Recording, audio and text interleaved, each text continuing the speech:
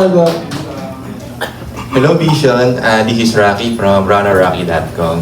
So congratulations dun sa Japan collaboration nyo. So eto, napalapit tayo sa entertainment ng Japan because of the anime at napalapit sa atin yung mga music ng Japanese because of the anime and so maybe sometimes sa mga J-drama. Kung bibigyan kayo ng chance to do a revision of a anime theme song or kung hindi naman anime theme song, maybe a Japanese drama, ano ang gusto nyong i-revive and bakit? Sige, isa-isay natin si Patrick. Sa Voltes 5. Kasi di ba sobrang ingay. Sobrang ingay. Sample. Ano ba yan? Sample mo. Ang lyrics. Ayun po. Ayun siya, Voltes 5. Ikaw, Franz. Ako po, siguro, isa sa mga favorite movies ko po is Kimi no Nawa, na anime movie. So, siguro from that, parang gusto ko rin magkaroon ng new song na inspired sa Kimi no Nawa. Kasi hanggang ngayon, wala pa rin nakakatalo sa favorite movie ko na Japanese na Kimi no Nawa.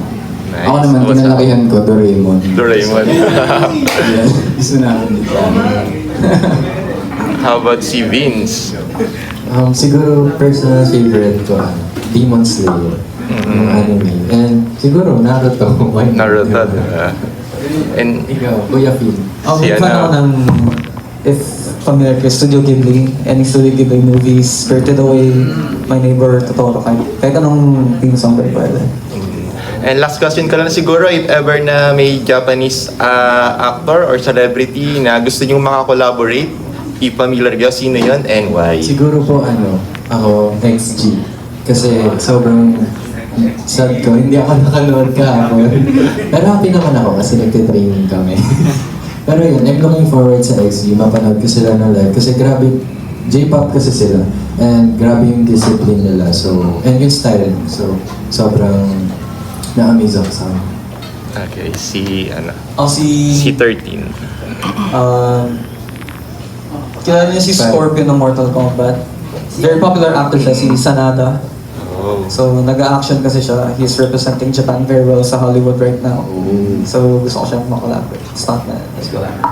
How about Patrick? Ayan. Patagalan yun. De, joke lang. Siguro ako katulad na lang siguro ako ni Enzo XD kasi I'm a fan din. Yeah. And si Franz? Ako sa actingan naman po, yung cast ng Alice in Borderland. Oo nga. Favorite ko rin yun. Kaya music tayo, pero syempre, parang ang ganda lang din pa, parang maka-collaborate yung cast ng Alice in Borderland. And At lang din, if may mga nababasa ng manga or may familiar sa anime na say I love you, if makagawa ng live adaptation ng pwede. And last siguro si Sam? XG din, XG. XG din. Okay, so thank you Vision and congratulations. Thank you.